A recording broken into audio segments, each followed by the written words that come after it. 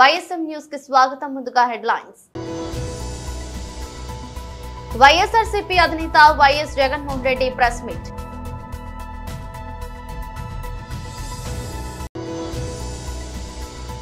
Aided కాలేజీలకు ఒక ప్రత్యేకమైన పాలసీ అంశం పరిశీలన.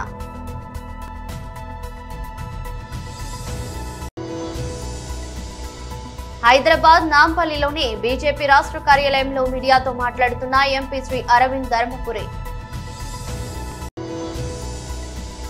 సిద్దిపేటలో మీడియాతో మాట్లాడుతున్న మాజీ మంత్రి ఎమ్మెల్యే శ్రీ హరీష్ రావు.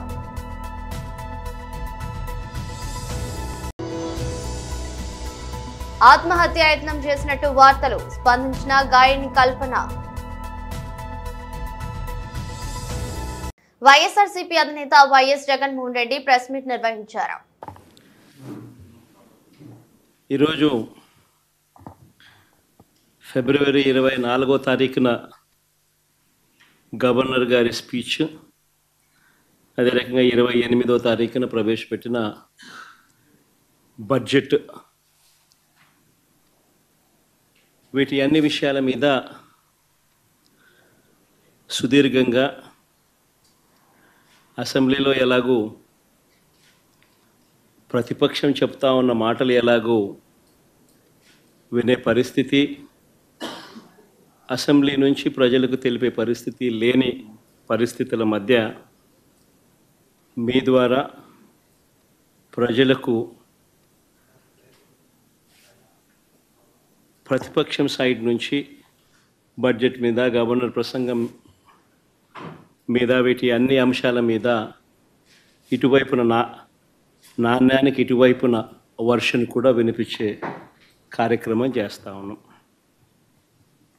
నిజంగా చంద్రబాబు నాయుడు గారి 2 బడ్జెట్లు, ఇవాళ చంద్రబాబు నాయుడు ప్రవేశపెట్టిన 28వ తారీఖున తాను ప్రవేశపెట్టిన బడ్జెట్తో 2 బడ్జెట్లు తను ప్రవేశపెట్టినట్లు అయింది. ఈ 2 బడ్జెట్లు చంద్రబాబు నాయుడు గారివి గమనించినట్లయితే బాగా ప్రస్ఫుటంగా కూడా కనిపించేటి ఏమిటి అని అంటే, చంద్రబాబు గారు అన్ని రకాలుగా ప్రజలను మోసం చేసిన తీరు తేటతెల్లంగా కనిపిస్తుంది. ఎన్నికలకు ముందేమో బాబు షూరిటీ, భవిష్యత్ గ్యారంటీ, ఎన్నికలు అయిపోయిన తర్వాత మాత్రం బాబు షూరిటీ, మోసం గ్యారంటీ అన్న పద్ధతిలోనే ఆయన పాలన సాగుతూ ఉంది. బడ్జెట్ స్పీచ్ అంతా కూడా చూస్తే, బడ్జెట్ కానీ గవర్నర్ ప్రసంగం కానీ ఏది చూసినా కానీ కనిపించేది ఒకటే. గవర్నర్ ప్రసంగంలో వీళ్ళు రిప్లై ఇచ్చేటప్పుడు కానీ, బడ్జెట్ స్పీచ్లో కానీ ఎక్కడ చూసినా కానీ మనకు కనిపించేటివి 2 కనిపిస్తాయి. ఒకటి పరనింద, 2 ఆత్మస్తుతి. ఈ 2 మాత్రం బాగా ప్రస్ఫుటంగా కనిపిస్తాయి.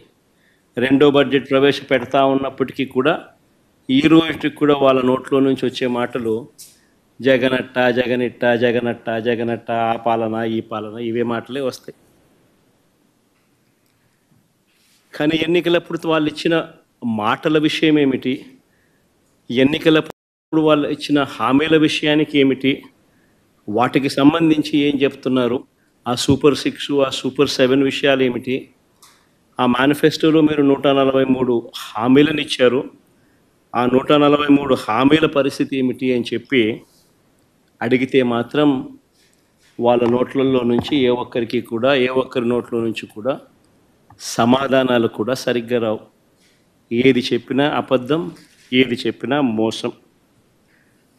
ఎయిడెడ్ కాలేజీలకు ఒక ప్రత్యేకమైన పాలసీ అంశం పరిశీలన అని హెచ్ఆర్డి మంత్రిగా నియమించినప్పుడు చాలా స్పష్టంగా ప్రభుత్వ విశ్వవిద్యాలయాలకి పూర్వ వైభవం తీసుకురావాలి, వచ్చే 5 సంవత్సరాల్లో ప్రపంచంలోనే టాప్ 100 యూనివర్సిటీలో ఒక ప్రభుత్వ విశ్వవిద్యాలయం ఉండాలి అనే టార్గెట్ నాకు ఇస్తాం జరిగింది అధ్యక్ష.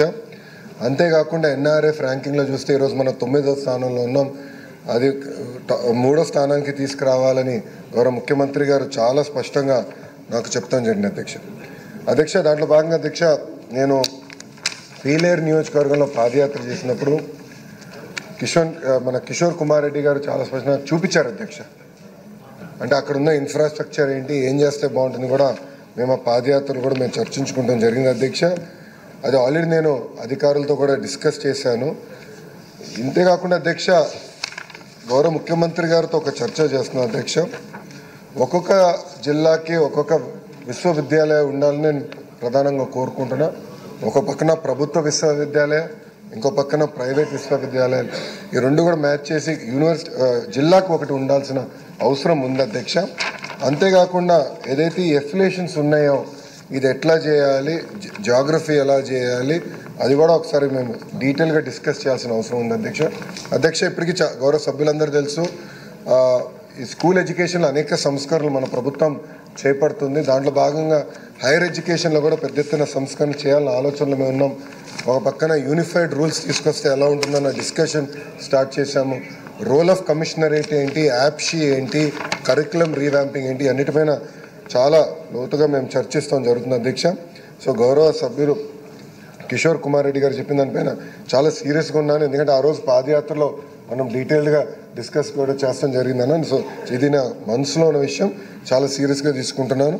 త్వరలోనే మీతో చర్చించి దీనికి ఆమోదమైన పరిష్కారం చూపించే బాధ్యత మేము తీసుకుంటాం అధ్యక్ష. ఇప్పుడే ప్రశాంత్ రెడ్డి గారు కూడా చెప్పారు అధ్యక్ష. అధ్యక్ష, డిగ్రీ కళాశాలకు వచ్చగలేనంటే నేను ఆలోచించేది, ఇప్పుడు ప్రభుత్వ డిగ్రీ కళాశాలలో ఉన్న డిగ్రీ కళాశాలలో అడ్మిషన్స్ తక్కువ ఉన్నాయి అధ్యక్ష. ప్రభుత్వం ప్రైవేట్లో కూడా ఎందుకున్నాయి, ఎలా ఇది బలోపేతం చేయాలి, ఇండస్ట్రీ కనెక్ట్ ఎలా తీసుకురావాలి, దానిపైన ముందుగా మేము దానిపైన ఫోకస్ చేస్తున్నాం అధ్యక్ష. సో గౌరవ సభ్యులు చెప్పినట్టు ఆ డిగ్రీ కళాశాల డీటెయిల్స్ కూడా నేను తీసుకుని ఏం చేయాలో అది వీళ్ళు వర్క్ ఇట్ అవుట్. తప్పనిసరిగా ఈ ఆర్ట్స్ కోర్సెస్ ఇది ఎట్లా చేయాలి అనే దానిపైన కూడా నేను కొంత వర్కౌట్ చేస్తాను. నేను మొన్న మన మహిళా యూనివర్సిటీకి వెళ్ళినప్పుడు కూడా చూశాను అధ్యక్ష. అక్కడ ప్రత్యేకంగా ఈ ఆర్ట్స్ కోర్సు అడ్మిషన్స్ తక్కువ ఉన్నాయి, మళ్ళీ అక్కడి నుంచి ప్లేస్మెంట్స్ కూడా తగ్గినాయి. సో అక్కడ వైస్ ఛాన్సలర్స్ కూడా నేను డీటెయిల్గా డిస్కస్ చేశాను అధ్యక్ష. ఇండస్ట్రీ కనెక్ట్ అనేది చాలా చాలా అవసరం. కేవలం computer science or computer based electronics కాకుండా మిగతా కూడా ఇండస్ట్రీ కనెక్ట్ తీసుకురావాలి, ప్లేస్మెంట్స్ ఎట్లా పెంచాలి దానిపైన కూడా మేము సీరియస్గా డిస్కస్ చేస్తాం జరిగింది అధ్యక్ష. అధ్యక్ష, ఎయిడెడ్ పాలసీ గురించి కూడా మేడం గారు చెప్పారు అధ్యక్ష. రెండు నిమిషాలు. హైదరాబాద్ నాంపల్లిలోని బీజేపీ రాష్ట్ర కార్యాలయంలో మీడియాతో మాట్లాడుతున్న ఎంపీ శ్రీ అరవింద్ ధర్మపురి. కాబట్టి ఈసారి వచ్చిన ఇన్స్టాల్మెంట్లో మధ్యలో కోవిడ్ వల్ల 2 సంవత్సరాలు లేట్ అయినాయి. ఆ తర్వాత ఇంకో సంవత్సరం కూడా కొత్త ఇన్స్టిట్యూషన్లు ఏది పెట్టకూడదు అని కేంద్ర ప్రభుత్వం నిర్ణయం ఉండే, కొత్త ఖర్చు ఏం పెట్టొద్దని. సో అవన్నీ అయిపోయాక మళ్ళా స్టార్ట్ అయింది పని. ఆ 7 2 నా నియోజకవర్గంకి వచ్చినాయి. ఒకటి జగిత్యాల జిల్లాకు వచ్చింది, ఒకటి నిజామాబాద్ జిల్లాకు వచ్చింది. నేను పార్టీలు పక్కకు పెట్టి అందరు ఎమ్మెల్యేలతో మాట్లాడి బ్రదర్, జవహర్ నవోదయ విద్యాలయాలు బేసికల్గా రూరల్ బ్యాక్గ్రౌండ్ పిల్లల కోసం అది చేపడతారు. మన జిల్లా అంతా కన్సిడర్ చేసుకొని మనము సెంటర్లో పెట్టుకుందాము. జిల్లా సెంటర్లో పెట్టుకుంటే జిల్లా మూలలు ఉన్న వాళ్ళకు కూడా అనుకూలంగా ఉంటుంది, కన్వీనియంట్ ఉంటుంది. దాన్ని తగ్గట్టు చేసుకుందామని అందరు ఎమ్మెల్యేలతో మాట్లాడినా, అటు జగిత్యాల జిల్లాలో మాట్లాడినా కాంగ్రెస్ వాళ్ళకు మాట్లాడినా, నిజామాబాద్లో కాంగ్రెస్ వాళ్ళకు మాట్లాడినాక పెట్టాల్సిన ప్రపోజల్ పెట్టినాము. జగిత్యాల జిల్లాలో మేము పెట్టిన ప్రపోజల్కి క్లియరెన్స్ వచ్చేసింది. నిజామాబాద్ జిల్లాలో ఆల్రెడీ 2 కేంద్రీయ విద్యాలయాలు ఉన్నాయి. నిజామాబాద్లో ఆల్రెడీ స్టార్ట్ అయిపోయింది, 2 సంవత్సరాల నుంచి నడుస్తూనే ఉన్నది. అది ఓన్ బిల్డింగ్లు ఉన్నాయి. బోధన్లో 2వ కేంద్రీయ విద్యాలయం ఉన్నది, దానికి కూడా కొత్త బిల్డింగు డబుల్ శాంక్షన్ చేయించినాము. బిల్డింగ్ కన్స్ట్రక్షన్ అయిపోయింది. ఈ జోన్లో అకాడమిక్ క్లాసెస్ కూడా స్టార్ట్ అవుతాయి కొత్త బిల్డింగ్లో.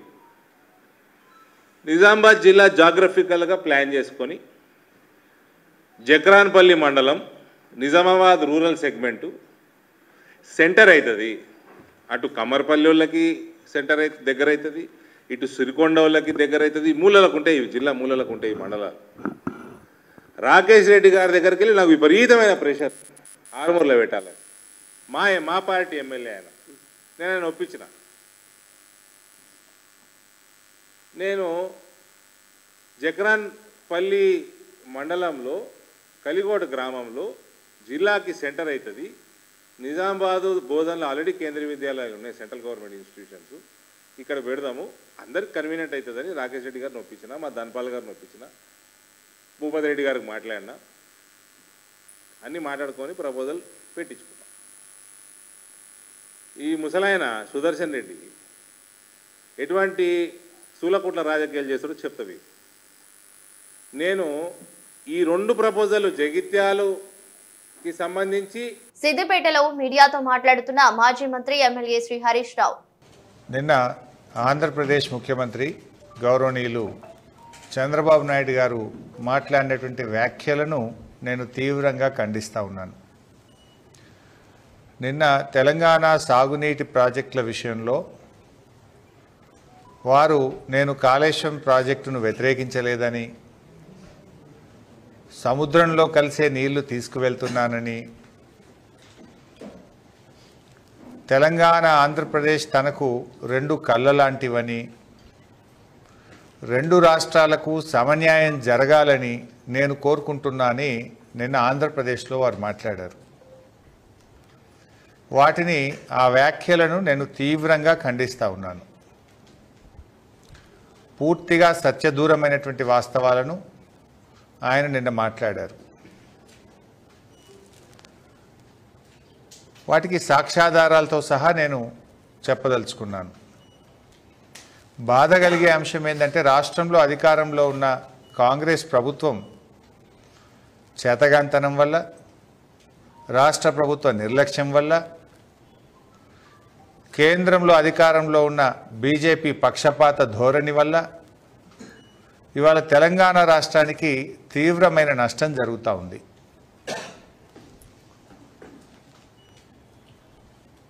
ఇవాళ రేవంత్ రెడ్డి గారికి కేంద్రాన్ని ఎదిరించే ధైర్యము లేదు, చంద్రబాబును ప్రశ్నించే దమ్ము లేదు. ఎందుకంటే ఢిల్లీని చూస్తే రేవంత్ రెడ్డికి భయం, బాబు గారికేమో గురుదక్షిణ. దీనివల్ల ఇవాళ రాష్ట్రానికి తీరని అన్యాయం జరుగుతూ ఉంది. నిన్న చంద్రబాబు నాయుడు గారు మాట్లాడుతూ నాకు తెలంగాణ ఆంధ్రప్రదేశ్ 2 కళ్ళ లాంటివి అంటారు.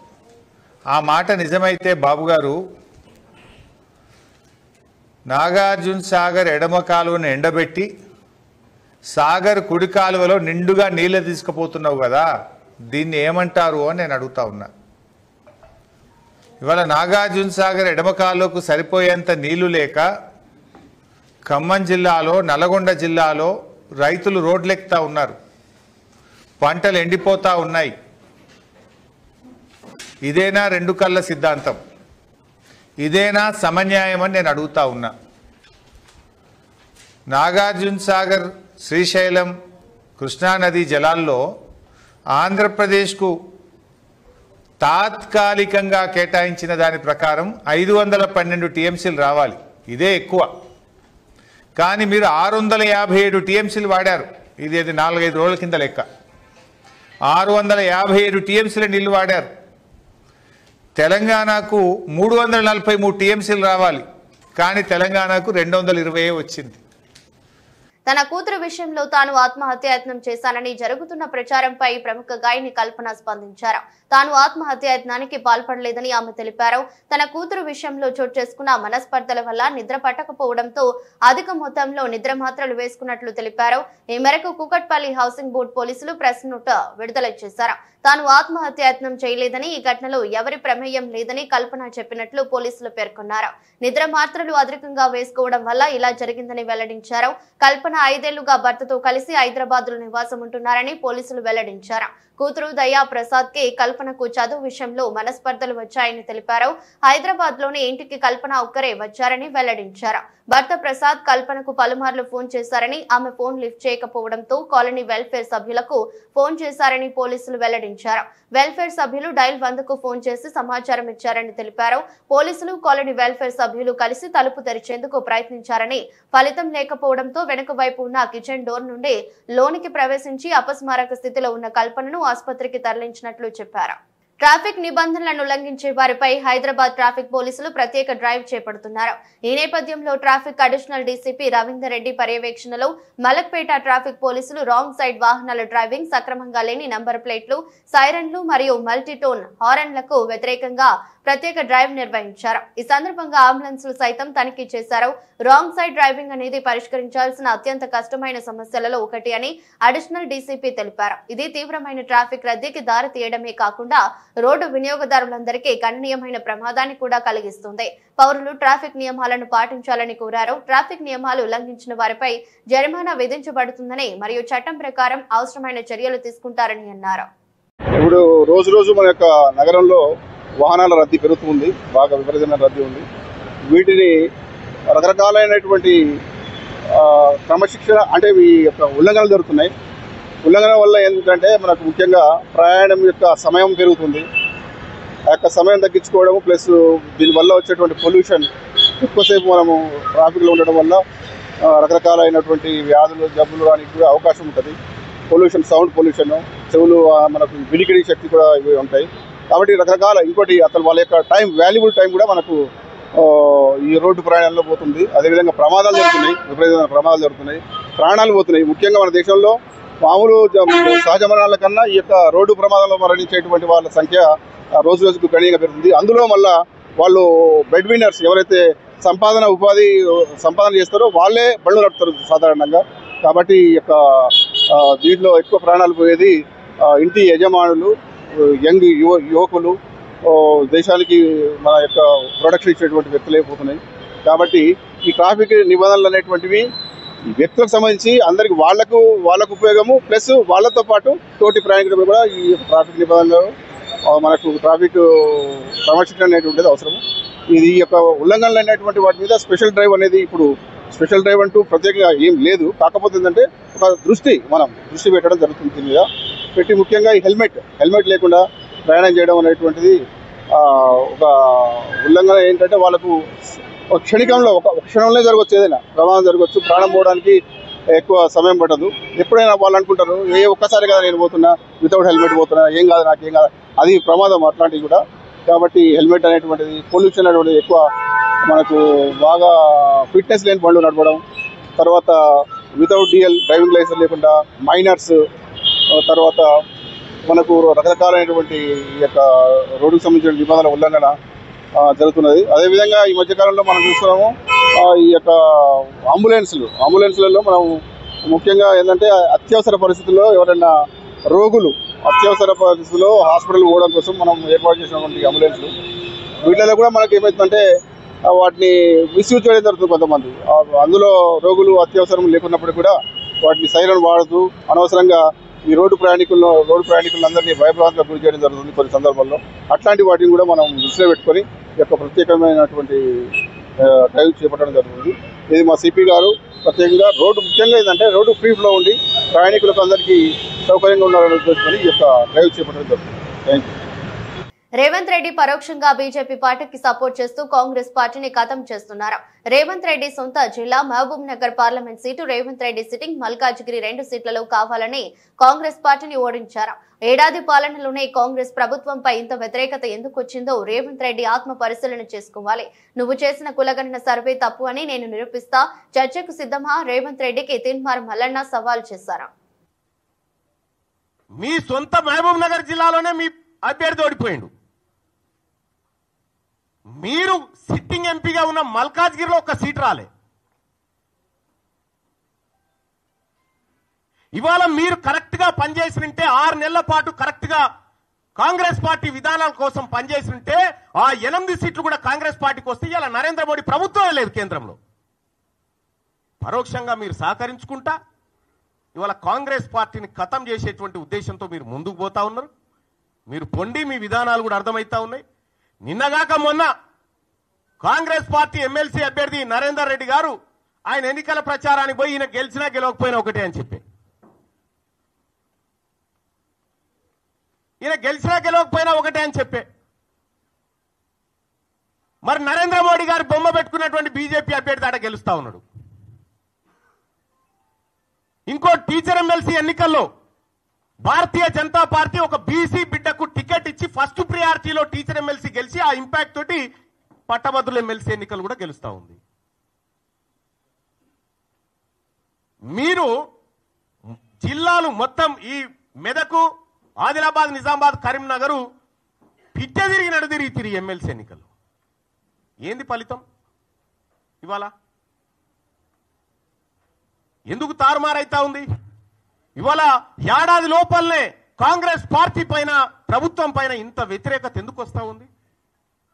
ఆత్మ పరిశీలన చేసుకోవాలి కదా. ఇది మీరు చేసింది పక్కా సమాచారం అయితే, పక్కా సేకరించిన లెక్కలే అయితే ముఖ్యమంత్రి గారు ఆ సర్వేకు మీరు బాధ్యత వహిస్తారా? నాది బాధ్యత, దీని మీద డిబేట్కు నేను రెడీ అంటే ఎక్కడికి రావనో చెప్పు, నేను ఒక్కరిని వస్తా, నీ సర్వే తప్పని నిరూపిస్తా. మహబూబ్ నగర్ పార్లమెంట్ పరిధిలో కేంద్ర ప్రభుత్వ పథకాలపై ఎంపీ డీకే అరుణ ఉన్నత స్థాయి సమీక్ష. జెడ్పీ మీటింగ్ హాల్లో కేంద్ర ప్రభుత్వ సంక్షేమ పథకాలైన ప్రధానమంత్రి విశ్వకర్మ యోజన, పీఎంఈజీపీ, పీఎంఎఫ్ఎంఈ అమలుపై సమీక్ష సమావేశం. ఇప్పటి వరకు జిల్లాలో కేంద్ర ప్రభుత్వ పథకాల అమలు తీరు, పెండింగ్ లో అప్లికేషన్స్, లబ్ధిదారుల ఎంపిక, రిజెక్షన్స్ పై కీలక చర్చలు. కేంద్ర ప్రభుత్వ పథకాల అమలులో బ్యాంకర్లు పనితీరు, సబ్సిడీ గైడ్ లైన్స్ పై చర్యలు. ఈ పథకాలకు కేంద్ర ప్రభుత్వం కేటాయింపులు, ఈ బ్యాంకుల ద్వారా ఇప్పటి వరకు ఇచ్చిన లోన్స్, ఇతర అంశాలపై ఆరా. తమ పరిధిలో విశ్వకర్మ యోజన, పీఎంఈజీపీ, పీఎంఎఫ్ఎంఈ పథకాలకు ఇచ్చిన లోన్స్, లబ్ధిదారుల ఎంపికపై వివరణ ఇచ్చిన ఎస్బీఐ, కెనరా గ్రామీణ వికాస్ బ్యాంక్, యూనియన్ బ్యాంక్ అధికారులు. డిఆర్డీఏ ఆధ్వర్యంలో విశ్వకర్మ యోజన కింద ఔత్సాహికులకు శిక్షణ, అవగాహన కల్పించాలని ఆదేశం. ఈ పథకాల కింద చేసుకున్న అప్లికేషన్స్ అన్ని క్లియర్ కావాలి, రిజెక్టివ్స్ తగ్గాలి అని తెలిపారు. దయచేసి బ్యాంకర్స్ కూడా మీరు రిజెక్షన్ తక్కువ చేసి శాంక్షన్లు ఎక్కువ చేయండి. రిజెక్షన్ కాకుండా అంటే ఉద్దేశం అనేది, మోడీ గారి ఉద్దేశం ఏంటంటే రూరల్ లో ఎక్కువ ఎంప్లాయ్మెంట్ జనరేషన్ చేయాలి, ప్రతి ఒక్కరిలో ఫైనాన్షియల్లీ సెల్ఫ్ సఫిషియెంట్ చేయాలి, ప్రతి ఒక్కరు ఆర్థికంగా పైకి రావాలి అనేటువంటి లక్ష్యంతో వారు అనేకమైనటువంటి కార్యక్రమాలు వాళ్ళు తీసుకొస్తున్నారు. విమెన్కి కానీ, స్ట్రీట్ వెండర్స్ కానీ, యూత్ కానీ, కుల వృత్తులకు కానీ, చేతి వృత్తులకు కానీ, అనేక రకమైనటువంటి యొక్క పథకాలన్నింటి పైన కూడా మనమందరం కూడా ఫోకస్ చేసి బ్యాంకర్స్ దీన్ని పూర్తిగా కోఆపరేట్ చేయాలి. ఎవరెవరు దరఖాస్తు చేసుకున్నా వాళ్ళ లోపల దరఖాస్తులో లోపమైన ఇమీడియట్ వాళ్ళని రివ్యూ చేసి వాళ్ళకి మళ్ళా తిరిగి దరఖాస్తు పెట్టుకోవడమా, లేకపోతే సరి చేసి తీసుకురావడమా కూడా మీరు గైడ్ చేసి ప్రతి ఒక్క ఎవరైతే అప్లికెంట్ ఉంటాడో వాళ్ళ అప్లికెంట్ యొక్క వాళ్ళ కోరిక అంటే వాళ్ళ యొక్క ఏ యూనిట్ పెట్టుకోవాలన్నా ఫుల్ఫిల్ చేయాలని మళ్ళీ కూడా బ్యాంక్ చదవలేదు. షుడ్ బి నంబర్ 1 ఉమెన్ లో కానీ, ఈ ప్రోగ్రామ్స్ లో కానీ, పిఎంఎఫ్ఎంఈలో కానీ దీంట్లో కూడా నంబర్ 1 ఉండాలి. మహిళలు పెద్ద ఎత్తున మహబూబ్ నగర్ నుంచి పెద్ద ఎత్తున ఇన్ని యూనిట్స్ వచ్చినాయి, ఇంతమంది మనం యూనిట్స్ పెట్టించినాము, ఇంత పెద్ద ఎత్తున మహిళలకు లబ్ధి జరిగినటువంటి విధంగా ఉండాలి. ఇన్ని చిన్న స్టార్ట్అప్స్ కూడా రూరల్ డెవలప్మెంట్ ఎంకరేజ్ చేయండి. సో తప్పకుండా బ్యాంకర్స్ అందరూ కూడా చాలా ధన్యవాదాలు. మీరందరూ ఈరోజు టైం ఇచ్చి మరి ఏదైతే కేంద్ర ప్రభుత్వం నుంచి వస్తున్నటువంటి ఈ పథకాలన్నింటిపై కూడా అవగాహన కల్పించడం కోసం, అందరిని తెలపడం కోసం మీరు కూడా దరఖాస్తుదారులకు అందరికీ కూడా లోన్స్ కోసం దరఖాస్తు చేసుకున్న వారికి అందరికీ కూడా loans without any delay loans ఇచ్చేటటువంటి విధంగా కూడా మీరు కోఆపరేట్ చేయాలని చెప్పి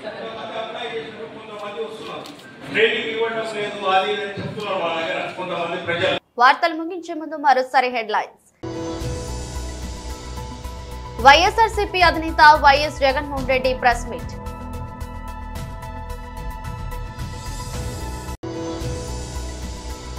ఎయిడెడ్ కాలేజీలకు ఒక ప్రత్యేకమైన పాలసీ అంశం పరిశీలన.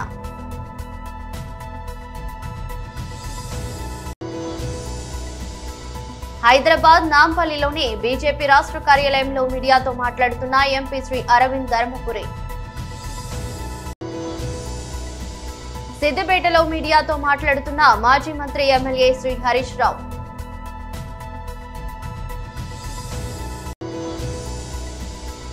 ఆత్మహత్యాయత్నం చేసినట్టు వార్తలు, స్పందించిన గాయని కల్పన. ఇదరస్టు బులెటిన్, మరో బులెటిన్లో మళ్ళీ కలుద్దాం. అంతవరకు సెలవు, నమస్కారం.